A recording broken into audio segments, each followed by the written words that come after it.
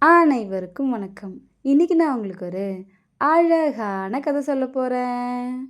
ஒரு புழு அழுதுட்டு இருக்கிறத பார்த்த பட்டாம்பூச்சி, "நீ ஏன் அழுதுட்டு இருக்க?" அப்படின்னு கேட்டுச்சாம்.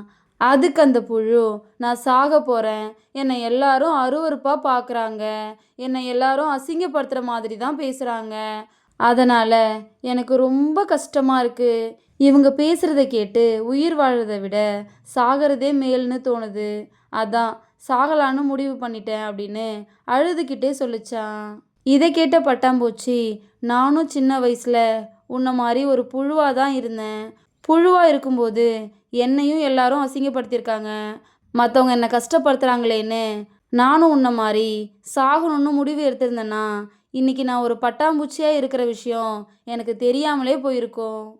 நீ ஒரு விஷயத்த நல்லா ஞாபகம் வச்சுக்கோ. நம்ம வாழ்க்கையில வர அசிங்கத்தையும் கஷ்டத்தையும் நம்ம கடந்து வந்த அப்புறம்தான் உண்மையாவே நம்ம யாருங்கிறது நமக்கு தெரியும். இப்போ சொல்லு, இந்த அசிங்கத்தையும் கஷ்டத்தையும் தாங்க முடியாம சாக போறியா, இல்லை இதையெல்லாம் தாங்கிக்கிட்டு நீ யாருங்கிறத அவங்களுக்கு காட்ட போறியா அப்படின்னு கேட்டுச்சான். இதை கேட்ட அந்த புழுவும் அழறதை நிறுத்திட்டு, நானும் ஒரு நாள் நான் யாருங்கிறத மற்றவங்களுக்கு புரிய வைப்பேன் அப்படின்னு சொல்லிட்டு அங்கேருந்து கிளம்பிச்சான். இதோட இந்த கதை முடிஞ்சிருச்சு. இந்த கதை உங்கள் எல்லாருக்கும் பிடிச்சிருக்கும் நம்புகிறேன். இன்னொரு அழகான கதையில் நாளைக்கு சந்திப்போம். நன்றி.